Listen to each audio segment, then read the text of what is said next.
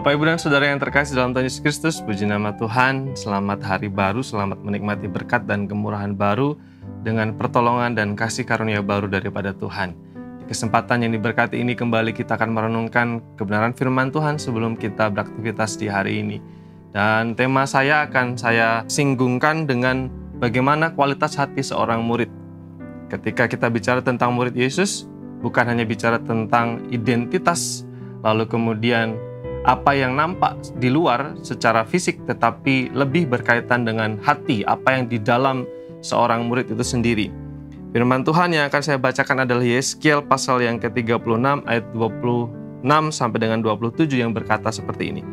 Kamu akan kuberikan hati yang baru dan roh yang baru di dalam batinmu, dan aku akan menjauhkan dari tubuhmu hati yang keras, dan kuberikan kepadamu hati yang taat. Rohku akan kuberikan diam di dalam hatimu, dan aku akan membuat kamu hidup menurut segala ketetapanku, dan tetap berpegang pada peraturan-peraturanku, dan melakukannya. Ini adalah nasihat firman Tuhan yang disampaikan kepada umat Israel tentang pembaruan yang akan Tuhan kerjakan, khususnya berkaitan dengan pembaruan hati. Hati menjadi pokok pikiran yang sangat penting di dalam firman Tuhan, karena hati itu merupakan pusat dari kehendak, pusat pikiran, pusat emosi, dan segala pusat pertimbangan kehidupan manusia. Firman Tuhan memberikan tempat yang khusus untuk transformasi atau pembaruan hati, karena disitulah pusat segala sesuatu, segala pertimbangan dan kehidupan manusia. Oleh karena itu, ketika menyoal tentang hati, Tuhan mau mengerjakan pembaruan manusia, bukan pembaruan secara fisik yang nampak di luar, tetapi Tuhan mengutamakan atau Tuhan ingin supaya setiap muridnya mengalami pembaruan dari dalam atau pembaruan hati. Pembaruan ini dimulai dan ketika seseorang mengalami pembaruan hati ditandai dengan paling tidak dua macam hal. Yang pertama adalah ketika seseorang itu merasakan hatinya menjadi lembut, lalu kemudian yang kedua hatinya menjadi taat. Firman Tuhan mengatakan, aku akan menjauhkan dari tubuhmu hati yang keras. Jadi hati yang keras itu akan digantikan dengan hati yang lembut. Hati yang keras itu hati yang seperti apa? Ketika seseorang belum mengalami pembaruan hati, maka hatinya masih menjadi hati yang keras.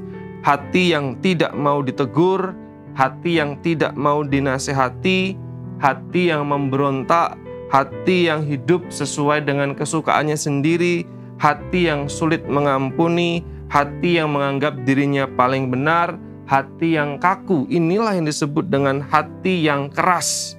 Hati yang sungguh-sungguh mau supaya keinginan dirinya yang diutamakan. Lalu kemudian Tuhan akan menggantikan dengan hati yang taat. Hati yang taat seperti apa? Hati yang mau nurut, hati yang mau dibentuk, hati yang mau dinasehati, hati yang mau berubah, hati yang setia, hati yang melakukan apa yang baik dan yang benar meskipun itu tidak nyaman bagi diri sendiri. Hati yang mengutamakan kehendak Allah sekalipun itu kadangkala bertentangan dengan keinginan dan kenyamanan diri sendiri. Inilah yang Tuhan inginkan. Hati yang keras itu dibuang, lalu kemudian diganti dengan hati yang taat, hati yang lembut.